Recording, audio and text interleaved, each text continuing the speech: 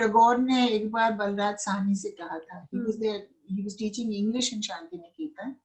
He said you write in your own language. और जितने भी ये शांति निकेतन के पढ़े हुए लोग थे, इन सब ने अपनी अपनी भाषा में लिखा. All of them. Whether they were Satyajit Ray, who made films only in Bengali. Very rarely did he make a film in Hindi. एक शतरंज के खिलाड़ी और एक कोई और जलसागर बने. कि इन्हीं शिवानी की रचनाओं के लिए मारामारी हो. दूसरा, उनको इतना फैसिनेशन था with those characters जिनको कि समाज ने बाहर कर दिया था.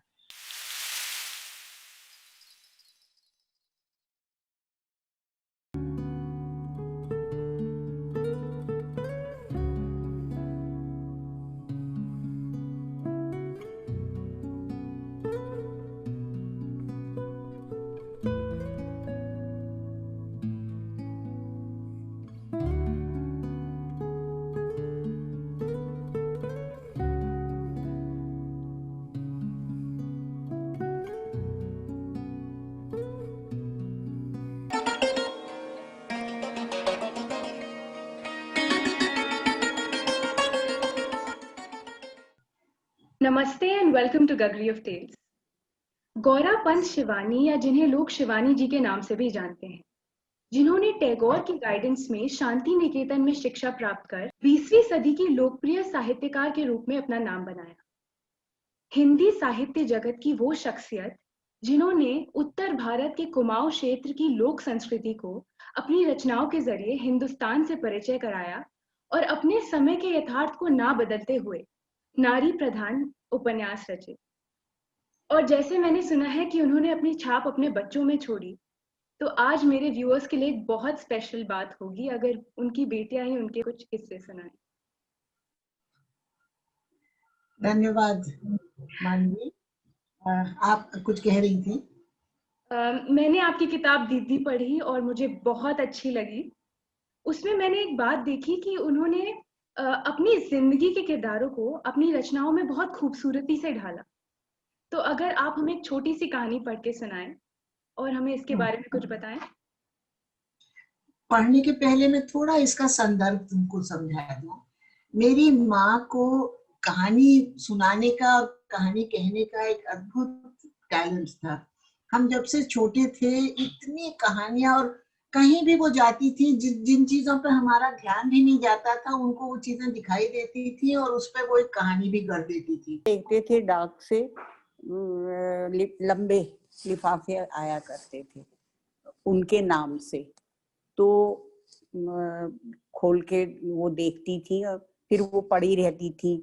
तो खोल के देखे कागज तो पता चला कि कोई उनकी कहानी थी जो कि उन्होंने छपने के लिए धर्मयुग में भेजी थी, लेकिन माफी मांगते हुए संपादक ने वो लौटा दी थी.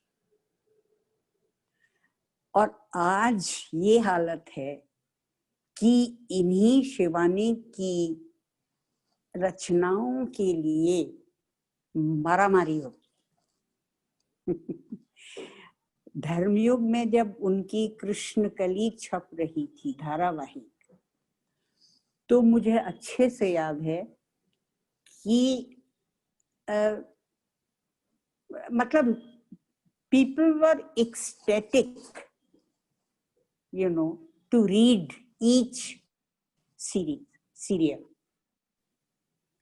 और एक छोटी सी घटना मुझे याद है कि पता नहीं, मैं और दीदी हम लोग गए हुए थे मेडिकल कॉलेज, कुछ कोई दिखाने के लिए या किसी को देखने, बहरहाल तो एक क्लास छूटी डॉक्टरों की, और उनमें से और हम भी क्रॉस किया उनको. तो एक वो सफेद कोट पहन के स्टूडेंट्स थे, तो एक ने कहा, अरे तुमको पता है कृष्णकली मर गई. तो हमने सोचा कोई मरीज रही होगी, कृष्णकली मरी. तो दीदी को हंसी आ गई, क्योंकि उस हफ्ते का जो सीरियल छपा था उसमें कृष्णकली की डेथ वाला पोर्शन था. तो मेरे कहने का मतलब ये है कि इतनी वाइडली रेड और इतनी अप्रिशिएटेड, तब हमने जाना कि what a great writer she is. तो मेरी माँ ने जो भी कहानियां लिखी और जो कैरेक्टर उन्होंने क्रिएट किए जिसकी वजह से उनका इतना नाम हुआ, वो कहीं ना कहीं किसी असली कैरेक्टर या किसी असली पर्सन के ऊपर बेस्ड होता था। इसीलिए उनके जो कैरेक्टर्स हैं वो इतने जीवंत हैं और इतने full of life and they seem so real, क्योंकि उनका कहीं ना कहीं किसी असली पात्र से कोई संबंध था। उनके दिमाग में वो उसका नाम बदल दें वो, या उसका कहानी को थोड़ा सा तोड़ मरोड़ कर दें, लेकिन कहीं ना कहीं उनके हमेशा एक असली कैरेक्टर और थी। तो एक ऐसा कैरेक्टर उनकी किताबों को जब मैंने देखा पढ़ा, तो जब मैं वो चैप्टर कर रही थी अल्मोड़े के ऊपर, कसून उनका अपना घर था और अल्मोड़े के बारे में जो उन्होंने लिखा बहुत बढ़िया लिखा है। तो एक उनके घर के पुराने रिटेनर थे लोहानी जी। तो लोहानी जी हमारे परिवार के एक सदस्य और एक एल्डर के रूप में हमको याद है उनको देखे की। तो लोहानी जी वाले कहानी में जब मैंने वो वाला चैप्टर करा, तो एक उसमें मुझे I have never forgotten that character, एक वैष्णवी का कैरेक्टर है उसमें, जो कई बार कई कहानियों में मैं तुम्हें बताऊंगी बाद में कैसे आता है। उसका मैं पढ़ना चाहती हूँ। मेरे पास हिंदी वाला भी है और अंग्रेजी वाला भी है। तो पहले मैं थोड़ा सा हिंदी का पढ़ती हूँ and then I read the translation so that you get an idea. बेड़ियां डाली स्वयं उसकी अंतरात्मा ने, भरी जवानी में सिर पर भगवा कफनी बांधी वह एक बार फिर उसी तीखी पहाड़ी पर खड़ी हो गई। चौथी निर्मम हत्या की उसने स्वयं अपने 17 वर्ष की यौवन की। खूनी के सधे हाथों में इस बार उसके हृदयहीन क्रूरता से अपने यौवन के नीचे धकेल दिया तीखा पहाड़ और नीचे बहती काली गंगा की तीव्र धारा। वो इतना अद्भुत वर्णन है ऑफ द वैष्णवी, और उसमें है क्या कि बेचारी she was a abused wife. उनका जो हस्बैंड था वो अल्कोहलिक था, उनको रोज पीटता था, उनकी सास बहुत क्रूर थी। तो उनको इतना गुस्सा भरा हुआ था और इतना उनको अंदर से प्रतिरोध की मतलब she wanted to take it out on somebody. तो एक दिन उसकी सास ने उनको कहा भैंस को गाय वहां जंगल में चरा के जाओ। तो इन्होंने पहले भैंस को धकेला, फिर सास आई, सास से कहा जल्दी आओ भैंस वहां फंसी है, उसको धकेल के करा।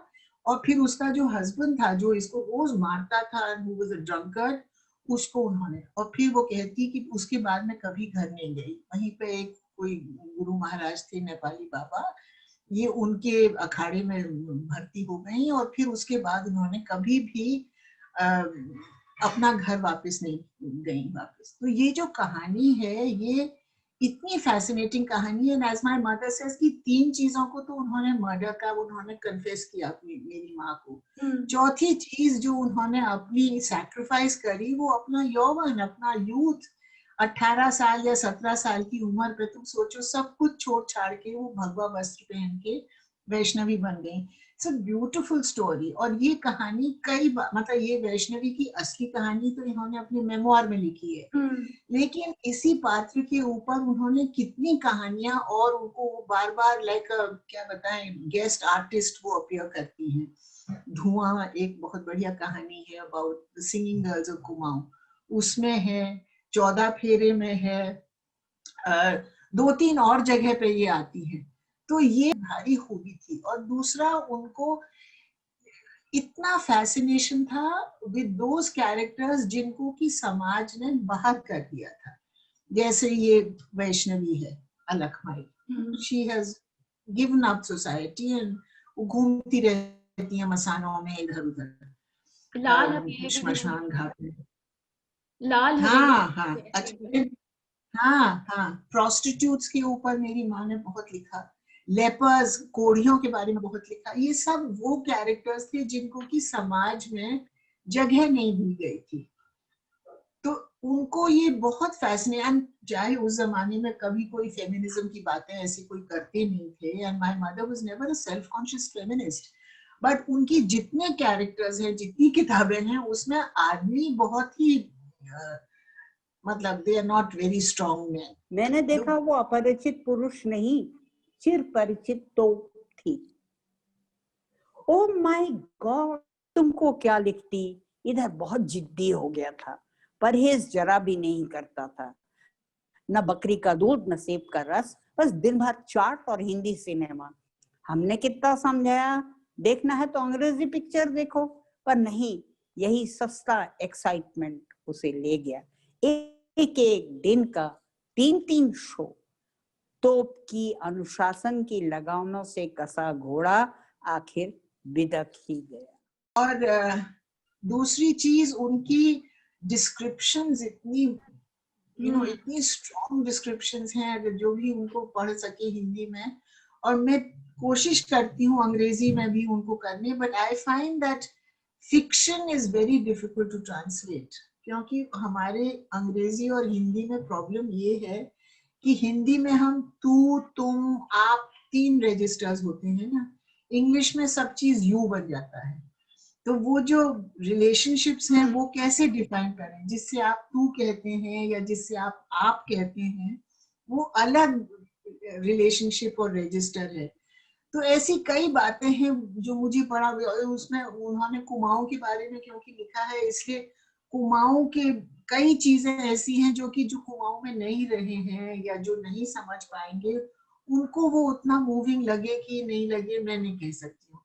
इसलिए ट्रांसलेशन के लिए मैं जब करती हूँ उनकी कोई भी किताब, I prefer her non fiction. अभी मैंने एक उनकी ट्रांसलेट करी है किताब, which is with the publisher now.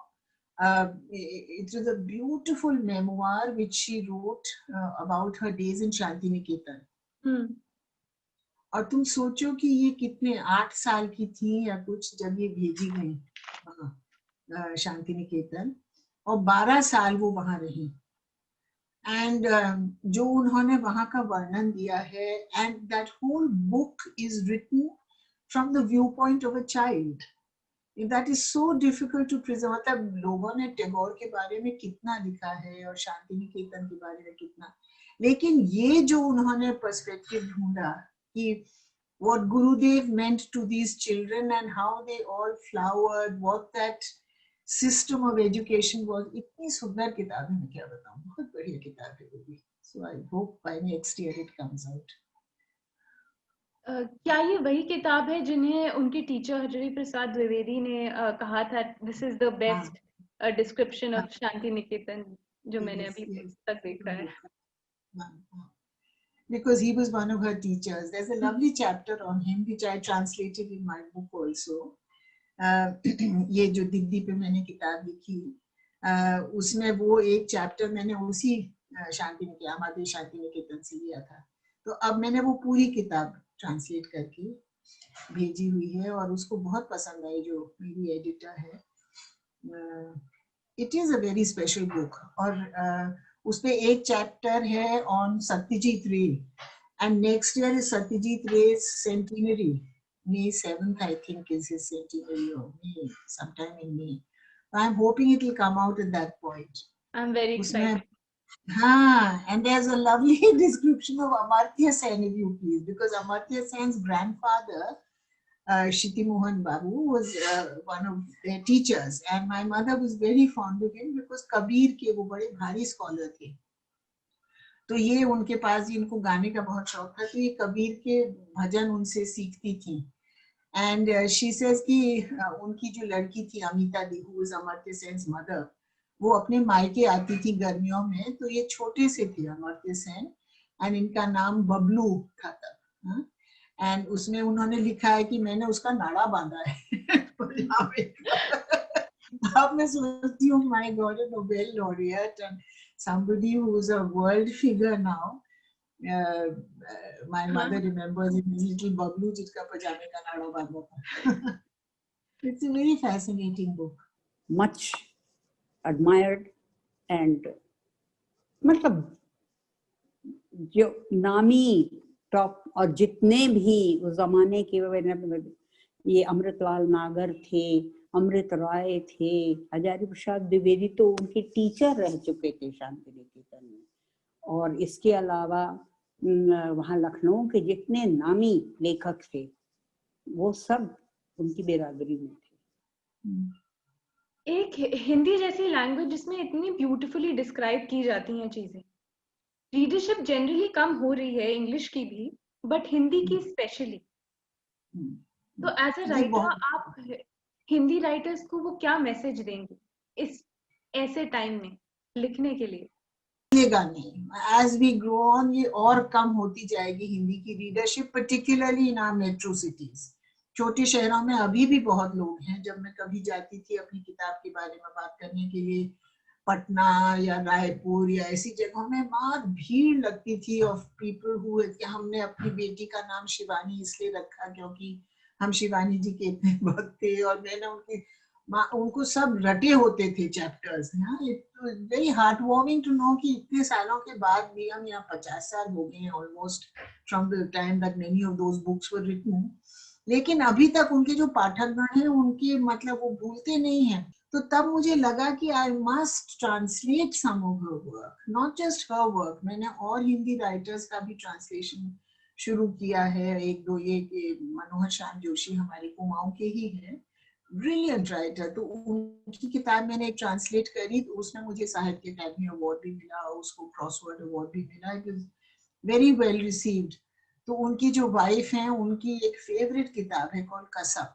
Now कसब इज अ पहाड़ी word which means God knows, you know, ऐसे कसब, पता नहीं ऐसे। अब कैसे उसको मैं ट्रांसलेट करूं बताओ हिंदी में? उसका title he, I told her, I said आप मुझे इसका टाइटल ट्रांसलेट करके बता दीजिए तो किताब में तब ट्रांसलेट करूंगी। तो देयर आर प्रॉब्लम्स। कुछ किताबें ऐसी हैं जो कि नहीं हो सकती हैं ट्रांसलेट, और ये इतना दुख की बात है कि हम सिर्फ हिंदी और इंग्लिश को ही समझते हैं। अगर हिंदी की किताबें बांग्ला में हो या गुजराती में हो या मराठी में हो, इसी तरह अगर मराठी की किताबें बांग्ला में या वो आसान होगा टू वाइडन द रीडरशिप। लेकिन हमारे यहाँ ये कभी हुआ ही नहीं। Nobody has tried. इतने ये साहित्य अकेडमी बनी, हर स्टेट में एक बनी, लेकिन किसी ने भी इंटर लैंग्वेज ट्रांसलेशंस नहीं करे, क्योंकि धीरे धीरे अंग्रेजी इतनी हावी हो गई है हम सब पर कि हम लोगों ने अपनी अपनी भाषाएं ही खो दी हैं।